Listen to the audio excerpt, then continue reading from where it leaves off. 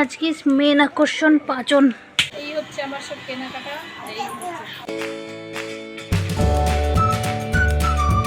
Hello বন্ধুরা, good morning. মিঠুর ঘর কন্যা চ্যানেলের নতুন একটা ব্লগে তোমাদের সকলকে স্বাগত।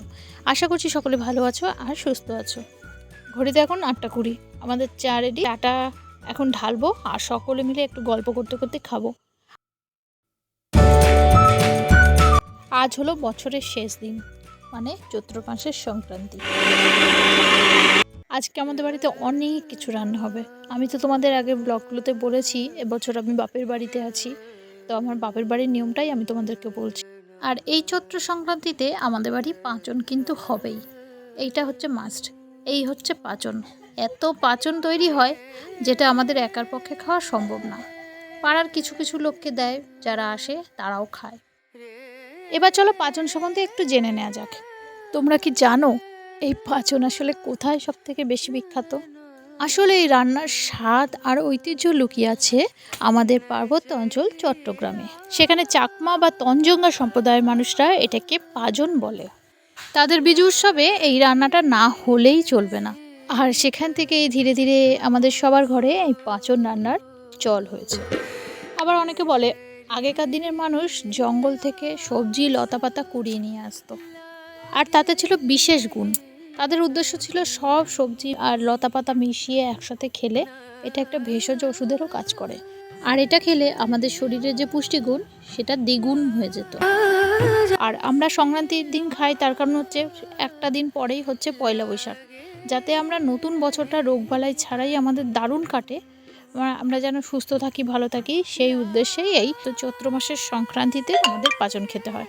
তো এই ছিল পাচনের গুণাগুণ। এবার আমি বলি আমাদের পাচনে কি কি দেওয়া হয়েছে।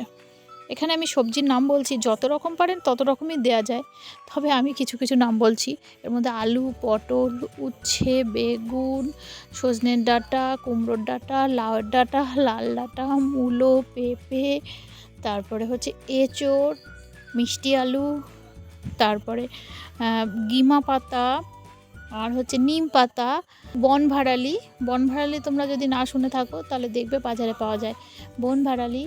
আর এমনি থোর, তারপরে হচ্ছে কি যত রকমের সবজি 108 রকম, যদি পারে কেউ 108 রকম দেয়। সবগুলো আমি মনে করতেও পারছি না, প্রচুর প্রচুর জিনিস দেওয়ার মধ্যে। আবার এর মধ্যে একটা বিশেষ জিনিস দিতে হয়, সেটা হচ্ছে শিমের বীজ। শিমের বীজটা দিলে পাচনটা খেতে অন্যরকম লাগে, এটা কিন্তু দিতেই হবে, ওটা দিলে খুব ভালো লাগে খেতে।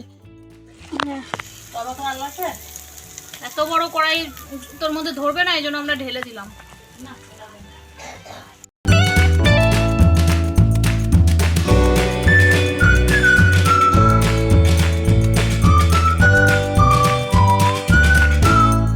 তোমাদেরকে যে সবজিগুলো আমি বললাম, আমি মনে হয় অর্ধেক সবজিও নাম ঠিকঠাক বলতে পারিনি। এখন নাড়ানোর সময় আমার মনে পড়ছে এখানে গাজর দেওয়া আছে, পরে বরবটি আছে, তার মধ্যে আর কি টমেটো আছে, মিষ্টি আলু তো আগেই বলেছি, কুমড়ো আছে, লাল ডাঁটা আছে, মানে যে যত পারে তত সবজি এর মধ্যে দেওয়া যায়। আজকে টোটালটাই নিরামিষ। কত রান্নার বাহার।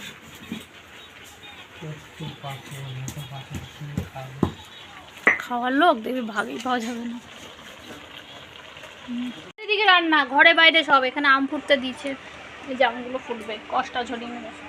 একদিকে যেমন আজকে পাচন হচ্ছে চৈত্র সংক্রান্তি দিন, তেমনি আজকে কিন্তু ছাতু সংক্রান্তি বলেও অনেকে জানে। এই যে এখানে দেখতে পাচ্ছ, এই ছাতু, খই, চিনি, নারকেল দিয়ে অলরেডি ঠাকুরকে পুজো দেওয়া হয়ে গেছে। প্রসাদ খেয়েছি আগেই, আর মা আমাকে এক থালা ছাতু, মুড়ি, চিড়ে, মিষ্টি, চিনি সব দিয়ে গেল খাবার জন্য।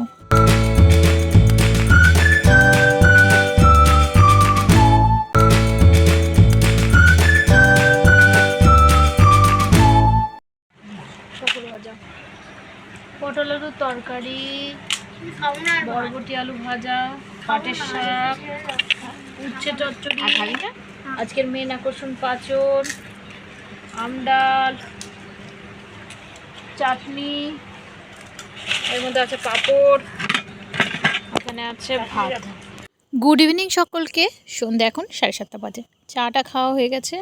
ভাবলাম আগের দিনে নবদ্বীপে গিয়ে কী শপিং করলাম আজকে তোমাদেরকে শেয়ার করি। আর তাছাড়াও কালকের ব্লগে আমি বলেছিলাম যে এর পরের দিন আমি এই জিনিসগুলো দেখাবো। তো চলো শুরুতেই শুরু করলাম দুষ্টুকে দিয়ে। দুষ্টুর জন্য স্যান্ডো গেঞ্জি আর এরকম প্যান্ট এনেছি। ডান হাতে যে প্যান্টটা দেখছো এটা হচ্ছে মিষ্টির, আর এটা হচ্ছে দুষ্টুর।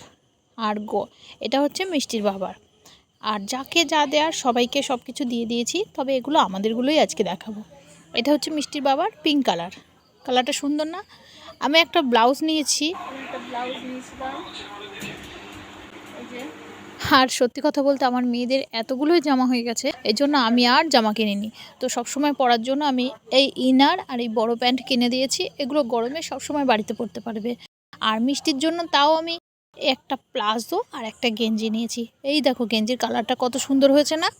তবে এটা নিয়েছি ও পরতে টরতে যায় এজন্য। আর এই হচ্ছে প্লাজো। এটা হচ্ছে সামনে তো আবার ষষ্ঠী, আবার জামা পাবে। তো এত জামা কিনে কি হবে বলো?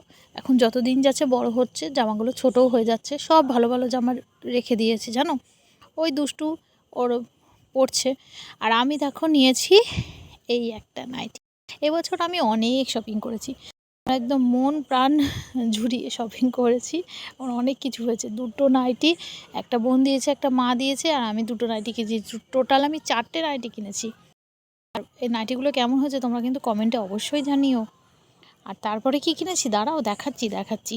এই হচ্ছে কুর্তি, একদম সফট রেওয়ান কাপড়ের, গরমের মধ্যে পরতে ভীষণ সুন্দর, মানে ভীষণ হালকা পাতলা। আমি অনেক দিনের ইচ্ছা ছিল একটা রেওয়ান কাপড়ের আমি কুর্তি নেব। এরকম আমি একটা আমার জন্য নিয়েছি, আমার বোনের জন্য নিয়েছি। আমারটা একটু কী কালার বলবো, চেরি কালার, আর আমার বোনেরটা খয়েরি কালার। এই দেখো এটা কিন্তু হাতাটা আছে, আমি হাতাটা লাগিয়ে নেব, শর্ট হাতা তো। আর চলো আরেকটা দেখাই। এই হচ্ছে আমি আরেকটা কুর্তি নিয়েছি, আর এই কুর্তিটা একদম লাইট কালার। এটা কিন্তু হাতা নেই, এতে হাতা কাটা, তবে নতুন ডিজাইন। এরকম কুর্তি আমি আরেকটা আমার বোনের জন্য নিয়েছি, ওটা হচ্ছে পিঙ্ক কালার। লেগিংস কেনা হয়নি, এরপর দিন লেগিংস কিনবো বা প্লাজো কিনতে পারি, ঠিক নেই। তো সামনেই বাড়িতে অনুষ্ঠান আছে, অক্ষয় তৃতীয়া অনুষ্ঠান। তোমরা কিন্তু ভিডিও দেখতে একদম মিস করো না। আর এইটা হচ্ছে দুষ্টুর জামা, এটা দুষ্টুর মিমি কিনে দিয়েছিল। যেদিন শপিং করতে গেছি, মেয়ে এমন কাণ্ড করেছে, দোকানে ঢুকেছি কেনাকাটা করতে, সেখানে জামা টামা খুলে দিয়ে বসে রয়েছে। গরমের মধ্যে আর জামা পড়ছে না। তারপরে ওর মিমি দৌড়ে গিয়ে ওই হালকা পাতলা টেপটা এনে দিয়েছে। এই হচ্ছে আমার সব কেনাকাটা। তো যাই হোক, এই ছিল আমার পয়লা বৈশাখের শপিং। আশা করছি তোমাদের আজকের ব্লগটা ভালো লেগেছে। সকাল থেকে সব কিছু তোমাদের সাথে শেয়ার করলাম। কেমন লেগেছে কিন্তু জানিও অবশ্যই কমেন্টে।